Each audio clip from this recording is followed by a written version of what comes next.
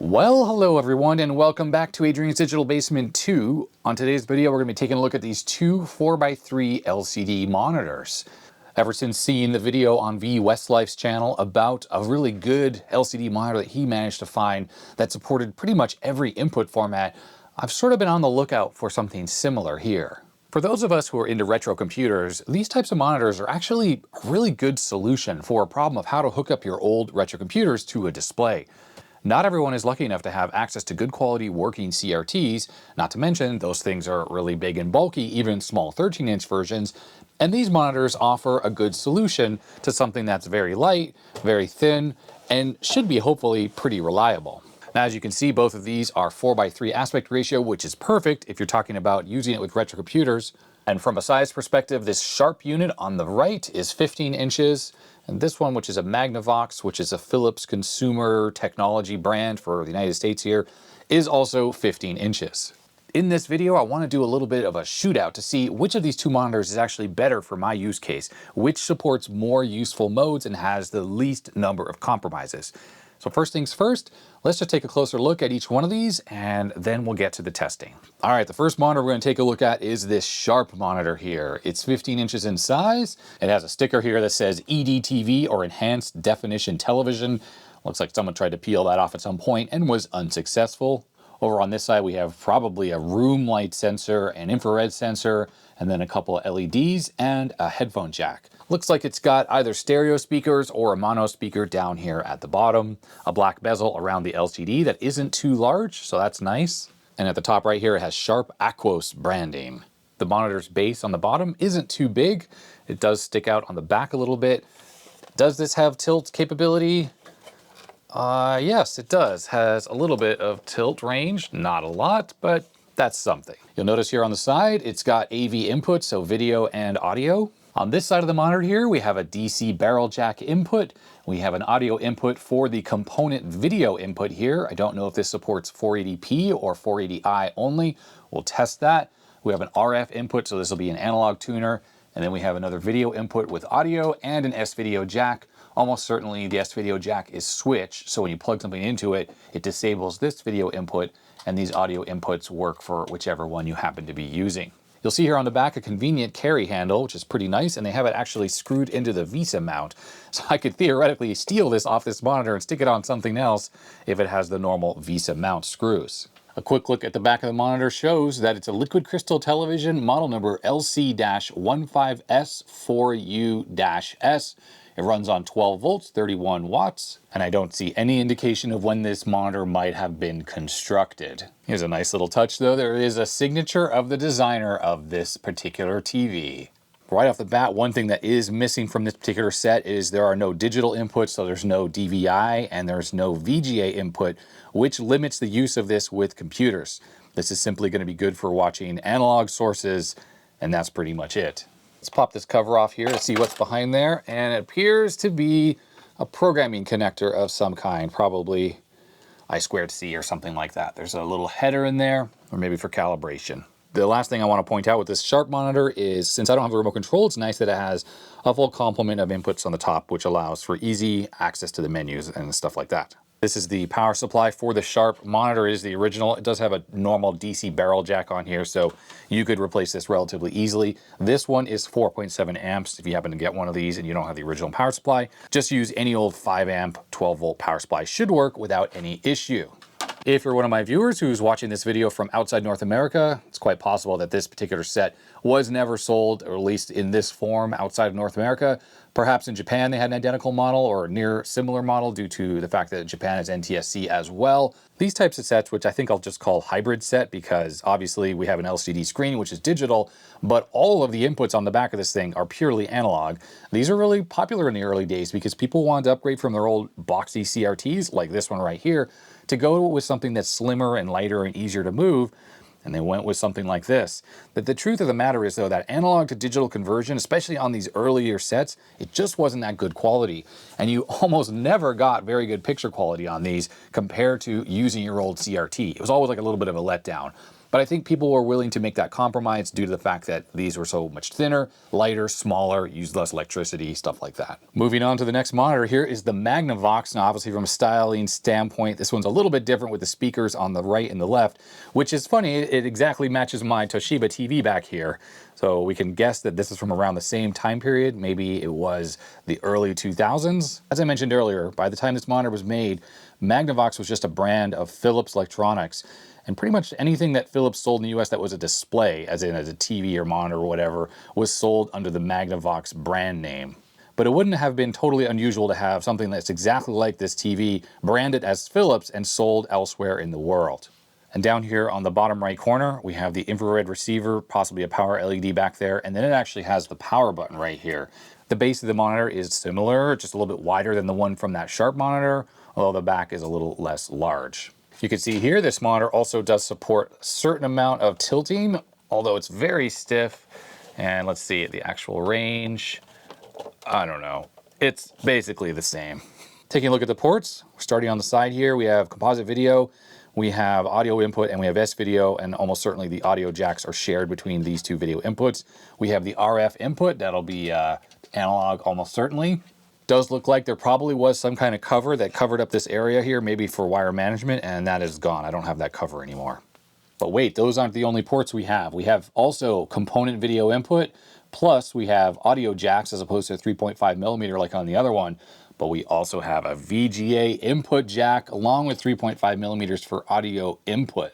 That's pretty cool. And finally, the DC input is over here all the way on the left side next to the VGA connector. So from an input perspective, this monitor loses an extra video and audio input that the other monitor had, but it gains the VGA input right here, which, if it works well, promises to potentially be a lot more useful than having that extra video input. Taking a look at the sticker here, Philips Consumer Electronics Company. Looks like we have a manufacture date of November 2006, and model number is 15MF605T/17. The sticker says that this monitor runs on 16 volts, and the power supply I got with this monitor is this one, which is not the original because it's Sony branded.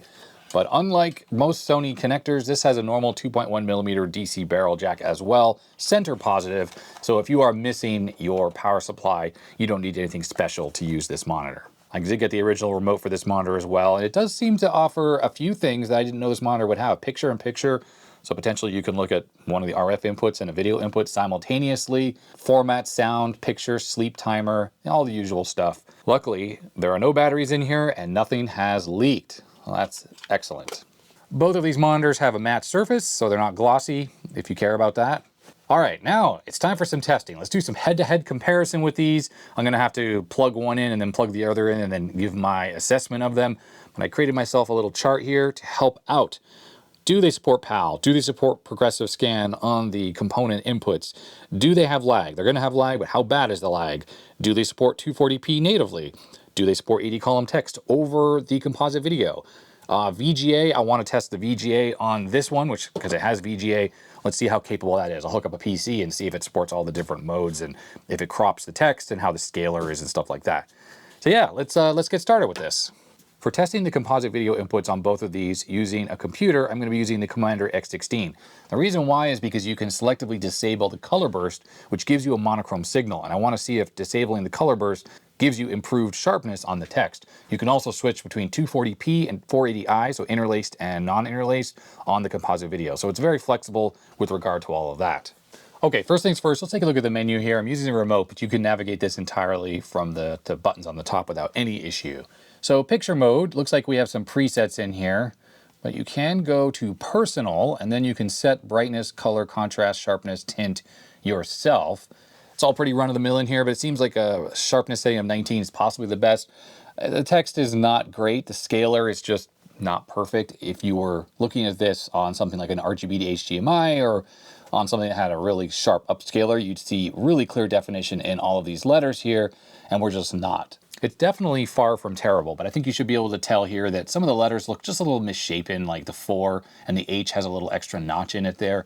That's just due to some type of upscaling / sharpening that's happening in the scaler that probably cannot be turned off. Now, it goes without saying, if you just switch to 40 column mode, the text is going to be a lot more readable.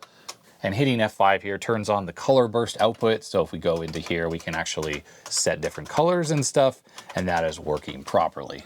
So this kind of gives you an idea that on something like a Commodore 64, if you're hooked up through composite video, you're still going to have completely readable text, and it looks pretty good. Now, if we turn off 240p and we go to 480i, it's working and it looks okay. I've gone ahead and switched the Commander X16 into a single pixel wide font, and this is a lot closer to how other machines like the Apple II would be displaying its 80 column output, and it looks fine. It's totally readable. It's not exactly sharp. I could say it could be doing a better job, but I'm not totally unhappy with this. One thing I'm noticing here is I turned off 240p, so we're actually outputting an interlaced video output right now, and I'd say it actually looks a little bit sharper. If we push F6 to go back to 240p, the letters just seem a little softer looking. Pushing that again, and there's just a slight improvement in the sharpness. So this gives me the impression that the decoder on this thing doesn't really natively support 240p. It's not as sharp as it should be. It should actually be sharper in 240p than in interlaced mode. And there it is. It popped into this sharper mode while the interlaced is enabled. So that's slightly disappointing, but there you go. We're also outputting a test pattern here. Now I'm noticing in the camera, it looks a bit darker, like up in this area. That's completely the camera artifact shooting the LCD panel. I don't really notice any of that with my eyes. It looks pretty good off axis where I'm sitting right here. And I'm gonna say that this all looks pretty good. Let's give a test of Sonic the Hedgehog demo here, because this is a nice 60 frames per second. And let's take a look at the motion here. It's a little smeary. I am also noticing some artifacts going on. It's pretty subtle, but there's a little bit of interlacing artifacts, and I'm currently running in 240p. So I'm gonna say that this monitor really doesn't natively support 240p properly, so it's not ideal from that standpoint. I wouldn't recommend this for gaming if you care about not seeing any kind of artifacts and stuff. Not to mention you can see the smearing that's happening with the trees. So as is typical for LCDs of this time, pixel response time, not so good. All right, so assessments for the Magnavox so far. 240p, not really. 80 column is okay. All right, let's move over to the Sharp and we'll do the test in reverse order now that I sort of figured out what I want to look at. So there's the Sonic the Hedgehog demo running. And I'm also seeing these little artifacts, these little line artifacts. It almost looks like interlacing, even though this thing is running in 240p right now. Now the colors look a little bit more vibrant on this screen. I think from a brightness standpoint, it might be a little brighter as well. And if anything, the pixel response time is actually a little bit worse on the Sharp monitor than it was on the Magnavox. Exiting the game demo, we're booted back into 240p 80 column mode. And does this look any better than it does on the other one? Looks like this LCD screen is actually lower resolution than that one. I can just see larger subpixels on this, even with my own eyes. I'll say from a sharpness standpoint though, it's, I don't know, pretty much the same as that one. It's just okay. 80 column text on the Sharp looks okay. We're in color mode right here. We switched it into monochrome mode. Looks fine. Let's see if the 240p does the same thing as the other one. Okay, so now we're in interlaced. I wouldn't say this is any, well, this is probably a little bit better than the other one. The Magnavox had a little bit more of a softness on 240p, and I'm not noticing on this one. It pretty much looks the same on both. It's fine, it's readable, it's marginally better than the other one, but it's certainly not some kind of super sharp display either. Here we are looking at the single pixel wide font, and yeah, I'm gonna say this is actually a little bit sharper than the other screen. Just a tiny bit. Well, color decoding on the Sharp seems okay. It seems a little off. Let's check out what the settings are like. Oh, okay. I didn't even look in the menu here. I totally forgot to do this.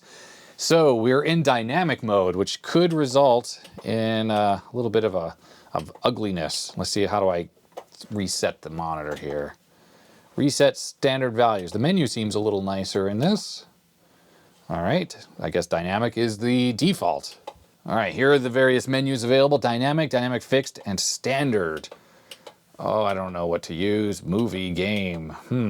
Because I hate dynamic modes, we're just going to go into standard. See how that looks. How do I exit out of here? Okay, OPC. I wouldn't be surprised if this is one of these light sensors down here to basically tell you how bright the picture should be depending on how bright your room is. Turning it off and on changes the light down here, but I don't really notice much other difference. We do have a backlight control, which I don't recall seeing on the other one. What is the middle setting here? Normal. Interesting that it has to be maxed out to have a pretty decent image. This thing probably has plenty of hours on it. Maybe the backlight's a little bit worn out. I'm gonna adjust the sharpness here and just see if that makes this any better. You know what? It does. It does. Yeah, there seems to be like some over sharpening maybe going on in this monitor here with it set in the middle. It looks softer now, but it looks less distorted. So I feel that having the sharpness turned down is actually an improvement. Adjusting the sharpness control on pretty much all monitors adjusts the peaking. So it adjusts the transition between dark and light, and it artificially adds extra contrast in those spots. And you can see here around the border and the text there's now like what looks like, I don't know, an extra edge here and little cutouts and stuff. And if I turn this down, you'll notice that stuff goes away. This monitor has an advanced setting, which inside has a color temperature area, which is far more fancy than the other monitor. It doesn't have any of this. There's an audio menu, which I'm not even gonna bother with. We have various settings here. Color system, huh? What? Look at this. We got all the different modes. Oh, this monitor's rocking it. Let's use a test pattern or switch through these modes and see which are stable and if anything is auto-selecting. So 443 makes sense. We're seeing black and white image because the color frequency is wrong. It's not 4.43 megahertz, it's 358. PAL, oh, we got a rolling image. So that means it's expecting a 50 hertz image and we're getting 60. PAL M, okay, so I guess PAL M is regular PAL, but running at 60 hertz versus at 50. So the color frequency is wrong as well. All right, there's PAL N moving over to the side. So we have a rolling image and it's in black and white, which is actually just like PAL over here. So I'm not sure what the difference is. CCAM, well, that's not gonna work. PAL 60, there we go. So it's a lot like this NTSC 443. So it's both running at 60 hertz, but this is expecting PAL color encoding and it's not getting that either. So, all right, well, I'm really impressed with this monitor and you can navigate the menu up and down, left and right using the 4 buttons on the top here. This is awesome. It'd be nice if this was just auto selection. I don't know why it doesn't auto select, but the fact that that's there is awesome. Let's quickly look at the other settings here, and I forgot to do this on the other monitor, so we're gonna go do that in a second. Closed captioning is on-screen titles and subtitles for watching TV. V-chip is this parental guidance thing where you could set up your TV to have a maximum rating for shows. So you could, well, like for your kids could only watch cartoons and anything else would like blank out the screen unless you had a password. All right, input 3 select. So in or out, fixed audio output or variable audio output. So I suppose you could have the tuner output from this set. You can have the audio go out of one of those jacks on the back to allow you to hook up external speakers. That's kind of nice. And then fixed and variable. Fixed is if you adjust the volume on the set, nothing changes. And then the variable will actually alter the volume of the output. And look how there's a little speaker icon with a line through it, which means it mutes the internal speakers. There's a clock setting. There's MTS, which is analog stereo audio here in North America over the RF input and the channel setup. And here we have some options. View mode. Let's check out view mode. Okay, aspect ratio stuff. So stretch, zoom, 16:9, so it'll just squish the entire picture.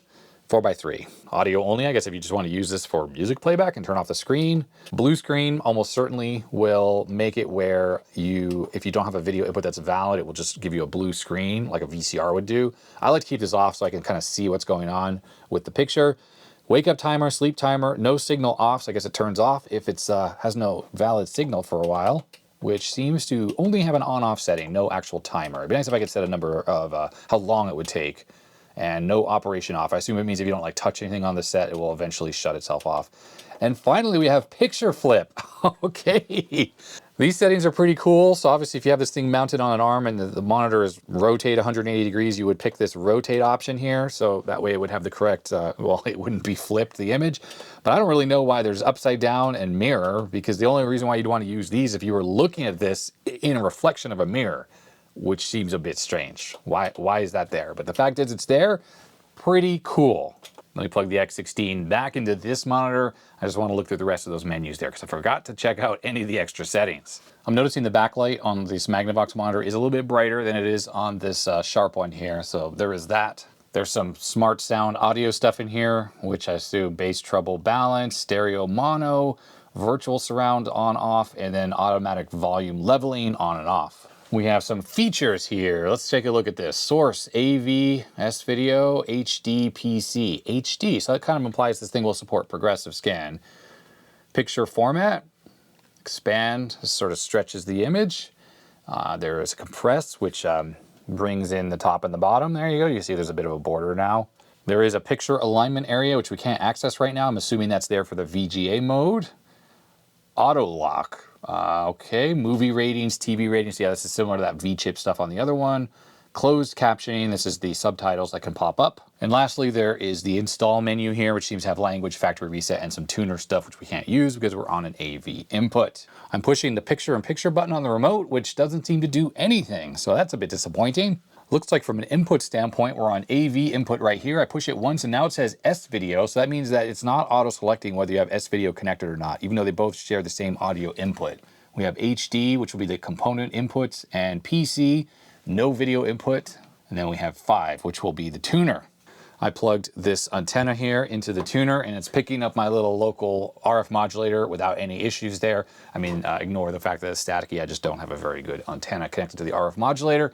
But there it is. Yeah, it's picking up. The tuner works. I plugged the antenna into the Sharp TV and it seems to work fine as well. It's got maybe a little bit less noise than that one does. But who's using RF these days? So the one thing about this Magnavox set is there's no easy way to change the source. So if we pick AV here, I don't even know how to make it stick. Look, I'm changing it right here and it's not doing anything. It's still on the tuner. It's kind of unusual that doesn't change anything, but changing the aspect ratio does. If we push menu again, it exits, but doesn't do anything. Looks like pushing channel up and down actually does cycle through the inputs. Okay, so never mind. There is an easy way to change it. You just have to go through all the tuner, all the channels in the tuner, so you might want to erase those, and then you can get through the inputs. Now, as for what's going on here, I have my PAL Tektronix signal generator, the bottom one here, connected to the audio video input on the back here, and it is rolling because we saw that we're going to have to go into the menu here and change that manually. Oh, look at that. Weird colors when you change to NTSC 443. So it's the same color frequency as PAL, but the color encoding is different. So there's PAL right there. Interesting. I forgot the output of this thing is slightly different looking than what I'm used to, but there's the PAL video encoding right there, and it's looking nice and good. No issues there. Yeah, everything looks fine there. This thing is very, very multi-format. You just have to manually select it in here, which isn't exactly ideal. But the question is, if we connect the video to here, do we get a signal? We do. PAL, it's just working. Auto selection of color system is available on this Magnavox. So I have to say, that's pretty awesome. Interesting is it doesn't say anything about what color system it's running. It just still says AV, but clearly it's working. I'll power up the other signal generator here, which is NTSC, and we'll watch it auto switch. And there it is. We have NTSC color bars. Is there any black crush on this set? These little bars down here help you identify that. When we're sending a proper test pattern into this, these 3 bars here, when you turn up the brightness, should be completely visible. To properly adjust your monitor, you want to turn up the brightness enough so you can see all 3 of these bars here, and then you want to start to turn it down where you just can't really see the middle one anymore. You can definitely still see this one, but you shouldn't be able to really discern a difference between these 2. I'd say that 50 is actually the perfect setting. And one thing I'm noticing as well is that this isn't changing. It still says 50, but there's actually more settings because I can move it up and down one setting and that number doesn't change. Actually, there's 3 settings where it doesn't change. That's kind of interesting. Anyways, the middle setting of 50 looks perfect. Some monitors, especially LCD monitors like this, have problems crushing these. And no matter how high you turn the brightness, you'll never see all 3 of these bars here. And that implies that it's not a very good color decoder. Switching back to this monitor, we're gonna have to get out of this mode here. So again, this is the problem without it auto-selecting color standard. And right off the bat, I can see that the 3 bars are visible there. If anything, I'm gonna say the brightness is probably a little bit too high. And this should probably be down a little further. There we go, something like that, maybe -6 or something. Although that makes the whole image a bit darker. We can turn up the contrast to try to compensate a little bit. Either way, that looks pretty good. All right, let me update my little chart here.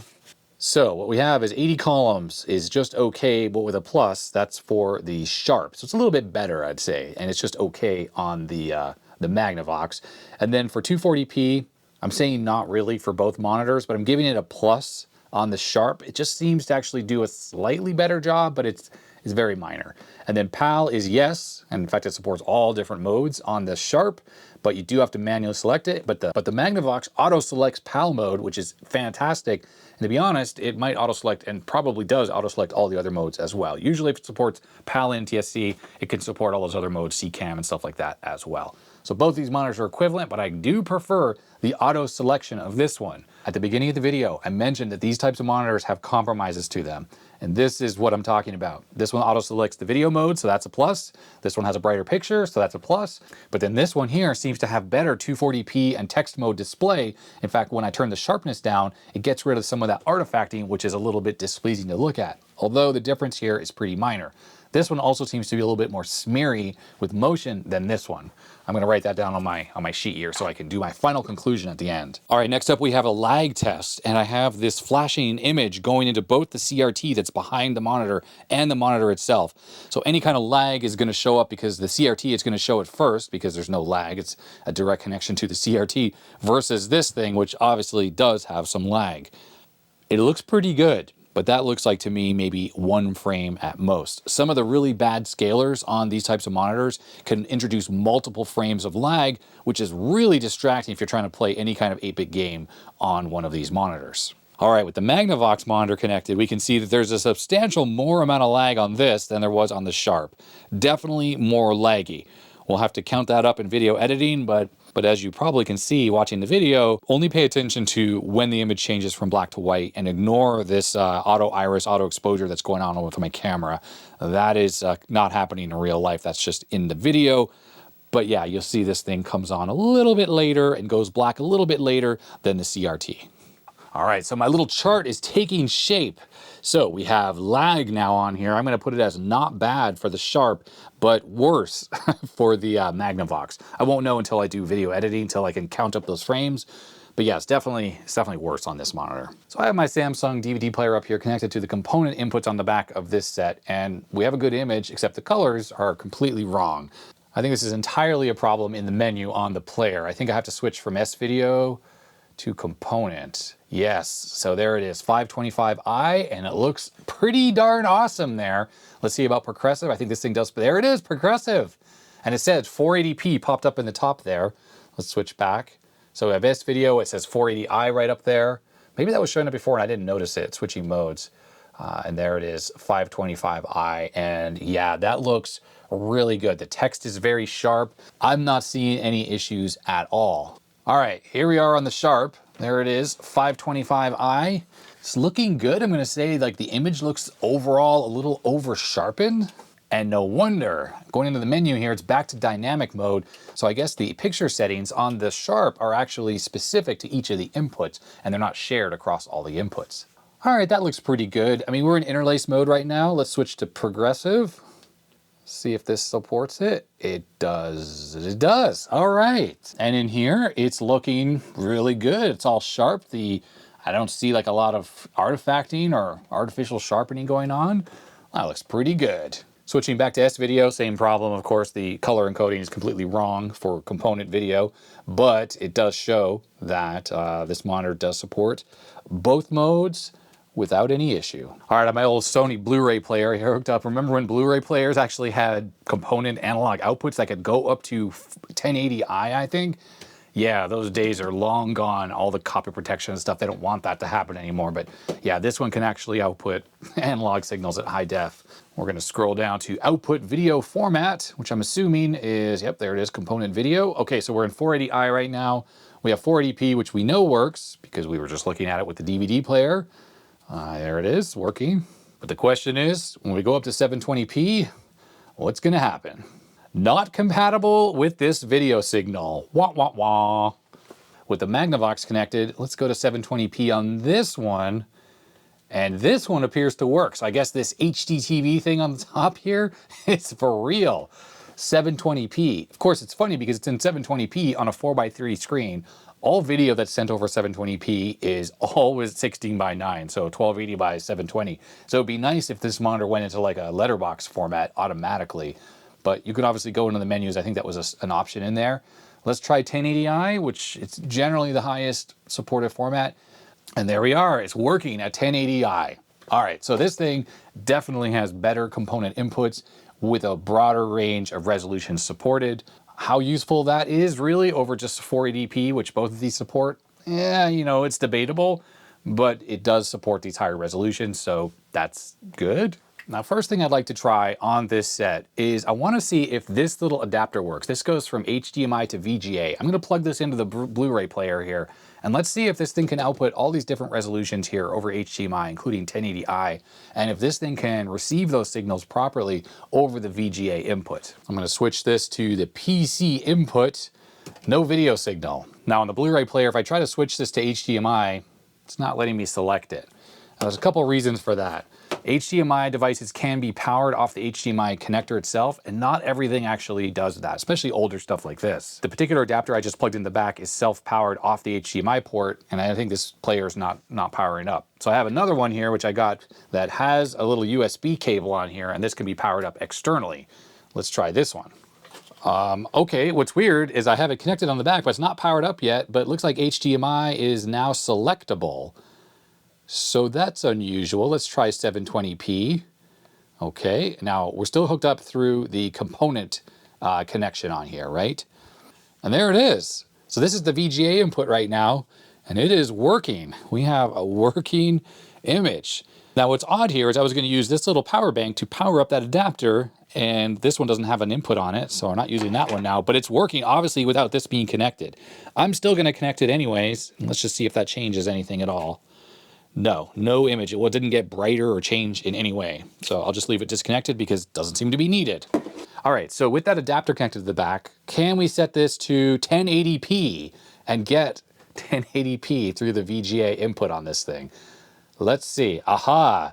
Can't display this resolution. Change the computer display to 1024 by 768 at 60 Hertz. I guess that's the native resolution of this panel, and that's what it wants us to be using. We're just going to have to wait a moment for this to time out and go back to the previous resolution, which I think this player should do. Maybe. So 720p works. 1080p not working. Let's try 1080i. See if that works. That's working. So this is VGA 1080i, and it's freaking working. Oh, how funny is that? Looks like it's shifted over to one side, though. It's all shifted. Now that we're on the VGA input, it looks like we have an auto adjust and a manual adjust, and all we have is brightness and contrast. We no longer can control the color or anything like that, which makes sense. So if we go in here, we got the normal phase control, clock, horizontal, and vertical. So if we move this, we can actually move the image. Now, again, I have no idea if there's going to be borders and stuff. Let me put a disc in here and let's see what happens. I have to say, I really do like these adapters because what they do is they just convert the digital signal from the HDMI directly into VGA through digital analog converters. It just passes through. There's no lag introduced by this thing. There's no scaling. There's nothing. It's just doing digital analog conversion to the RGB signals and the sync signal. And these things are cheap and they work really, really well. Now here's the ultimate test. Does the VGA input on this support 480i? Now this is through the HDMI converter. Let's see what happens here. Oh, not working super well. I mean, we have an image, it's visible. Let's hit OK on this. Looks like it's extra super jittery. So it doesn't quite support that. Now what 480i is this is the equivalent of 240p 15 kilohertz over VGA.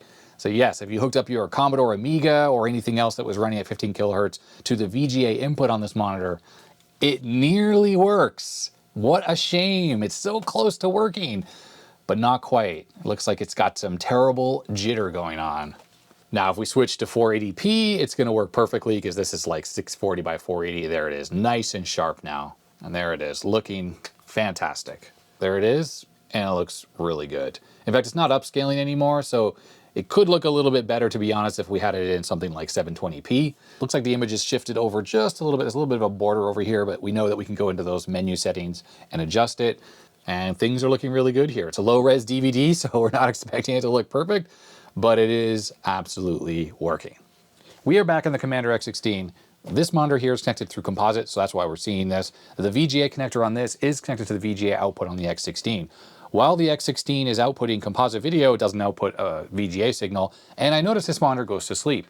That's pretty cool. So it's got power saving for the VGA input, which means it's actually somewhat useful of a computer monitor.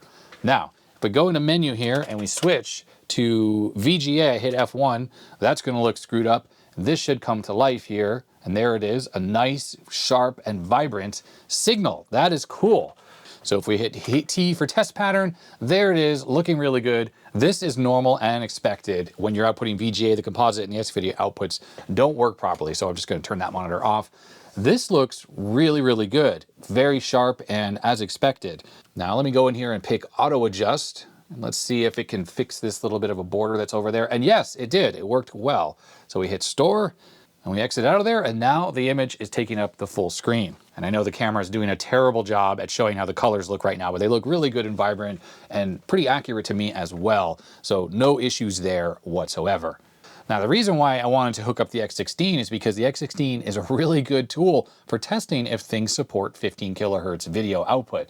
So we have various video modes here, VGA, NTSC, and RGB. RGB is actually RGB, just like VGA, but it's running at 15 kilohertz versus 31 kilohertz. And then once we're on the RGB setting, there's actually an option over here for composite sync or H+V sync. VGA always uses a separate horizontal and vertical sync, but some monitors require a composite sync, like certain 1084 monitors. So I had the team add the composite sync option into here, which you can select on and off.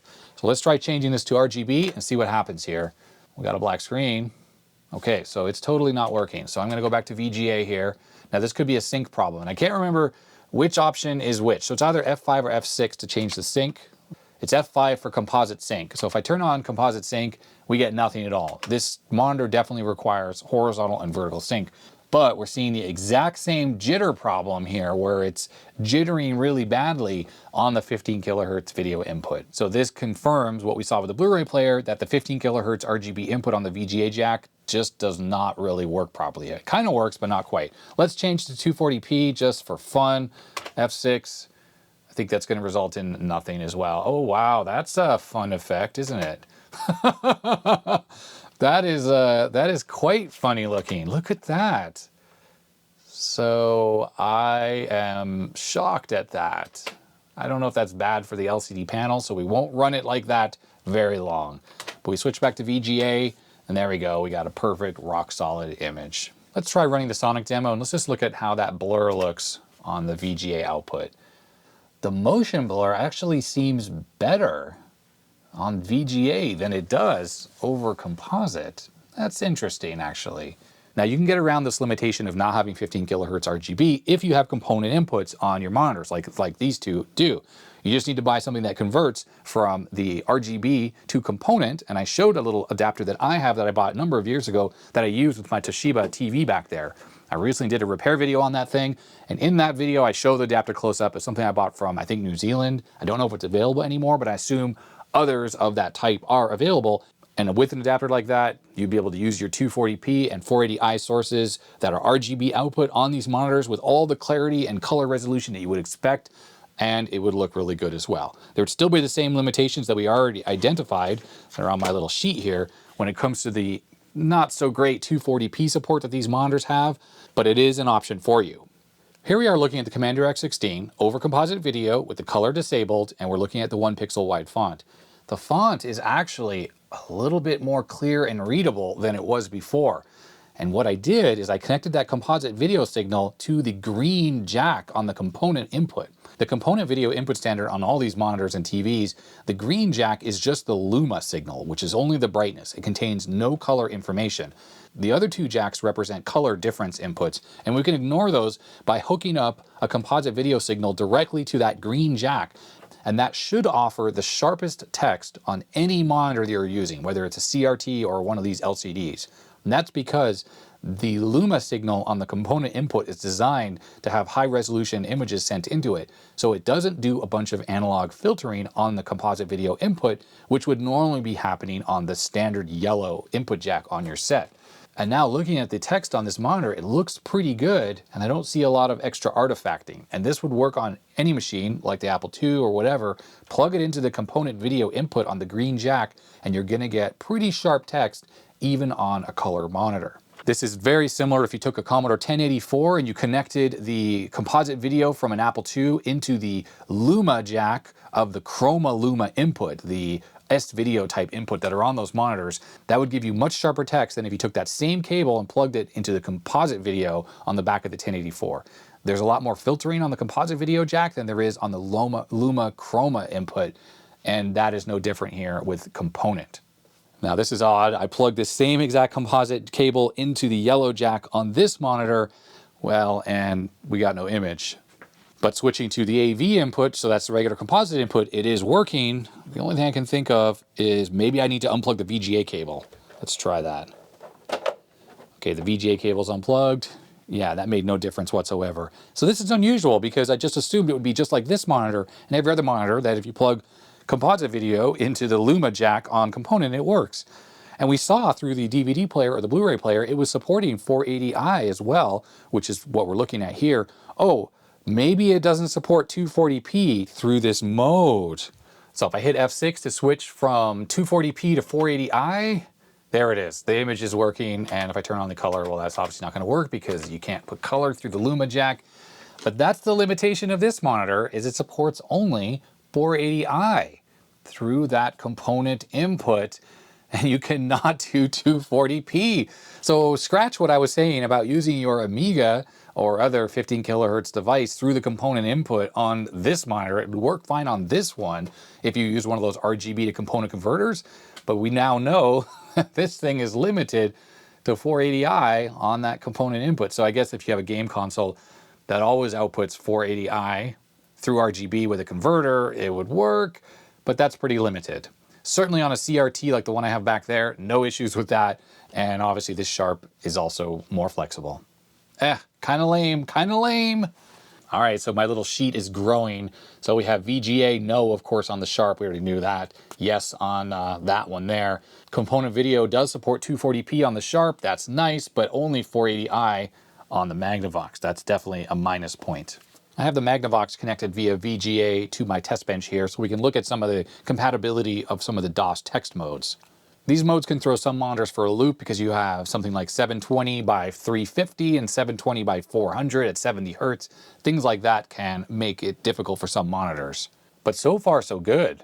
I think this is 720 by 200, and yeah, it looks pretty much perfect.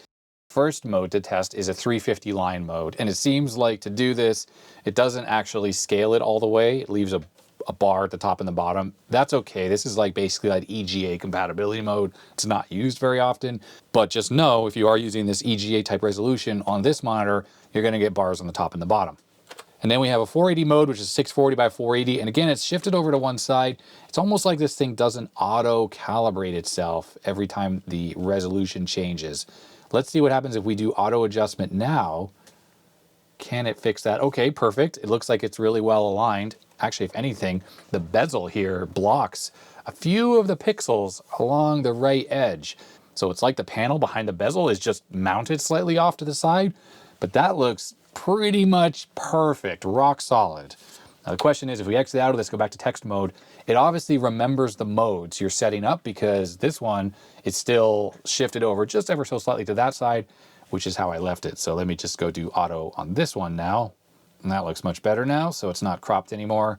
So let's just do one final test. Will it remember the difference between this mode and the 640 by 480 mode? It does. So this monitor actually stores the settings for each of the display resolutions, which is pretty cool. It just means that you're not constantly having to adjust it once you adjust it one time. Now I think my VGA card here supports some high resolution modes. Let's try 800 by 600. That's working, but it's very, very shimmery. Let's see about auto adjusting this mode to see if it gets rid of that shimmer. It does. Excellent. That's usually a phase problem. The scaler on this monitor looks pretty good. 800 by 600. It's obviously not the actual native panel resolution here, and yet looks good. And going back to text mode here, still looks perfect. Well, it's time for a conclusion. Which one of these monitors is better? Well, I think based on my little chart here, the answer is it depends. It really depends on what you're looking for. Let's talk about the pros and cons of these two monitors. One of the good things about the Magnavox is it has VGA inputs, and that brings with it all that capability of hooking up to PCs and stuff like that. In addition, the component video input also supports 1080i and 720p.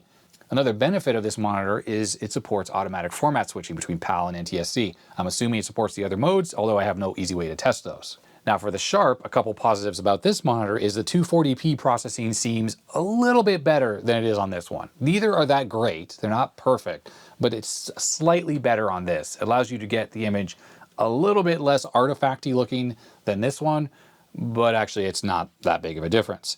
Another difference though is that the component video input on this does support 240p, while on this one it does not. So that's a pro here and a con on this monitor. Something else that's better about the Sharp monitor is that the controls on the top are a little bit more robust than this one. There's actually an input button here, and it's a little bit easier to navigate the menu than this one, which simply has a menu button, channel up, down, and volume up, down. Both of these monitors are about the same weight, and they're about the same size, other than this one being a little bit wider. But then this one has a VESA mount on the back, which is definitely a positive, and it has this nice convenient handle, or at least this one has that. Not sure if that's going to be on all of them. So I kind of like that. The last thing that I haven't really talked about is how much do these monitors cost if you're going to try to get one? Well, if you go onto eBay and you search for these, it's probably pretty expensive. People are going to be price gouging just because they know that those analog inputs on these things are desirable for gamers or retro gamers and all that stuff, which automatically raises the price way up. But let's be honest here, if you regularly go to thrift stores like Goodwill or wherever, they're often going to have these types of monitors. Thrift stores don't generally have CRTs anymore. It depends on where you live. Some states they won't even take it, and others they will, but they don't really like to, and so the whole thing. But LCD monitors, thrift stores love to take because these things generally move. And I don't think the people working at thrift stores are really aware of the fact that all these analog inputs on the side change the value of these monitors. To them, they just see a small LCD screen, they think it's a computer monitor, and they're probably going to price these things at like 10 or 20 bucks. It may mean that you're going to have to go in periodically and look to see if one of these is there and go to several different stores and maybe go back periodically. But I'm pretty sure you're going to find these regularly in the stores. And I'm hoping that you watching this video might help you decide when you see one of these in a thrift store for a good cheap price that it might be worth picking up. So the too long, didn't read summary is neither of these monitors have any glaring faults. They're both pretty good and pretty usable. The fact that they're multi-format, both of them, is extremely useful for those in North America who don't often have an easy way to display PAL signals. Positive, positive, positive. Those are really big positives for both of these. They're both pretty small. They're easy to move around. They both have pretty good image quality. Yes, they're not perfect, but they're decent. So I'm going to say if you're out and about and you see either one of these monitors at a thrift store or a garage sale or whatever for cheap, you should just grab it. These monitors won't be around forever, and they are very versatile and they're very useful. And I gotta say, I'm glad I have both of these. So that is gonna be it for this video. I think it's gone on way too long. We'll see when I edit it down how long it is, but I hope you enjoyed my comparison of these two monitors, and hopefully you took away some useful information from the video. And if you liked it, thumbs up would be appreciated, but if you didn't, you know what to do. Subscribe if you haven't already. That would be a huge help as well. Comment down below if you have any thoughts about what I've done here and what I've talked about, or if I've missed any glaring things with either of these monitors. Thanks to my patrons. Names are scrolling up this side of the screen. If you want to become a patron, there's a link down below to do that. You get early access to videos and stuff like that. And I think that is going to be that. So stay healthy, stay safe, and I will see you next time. Bye.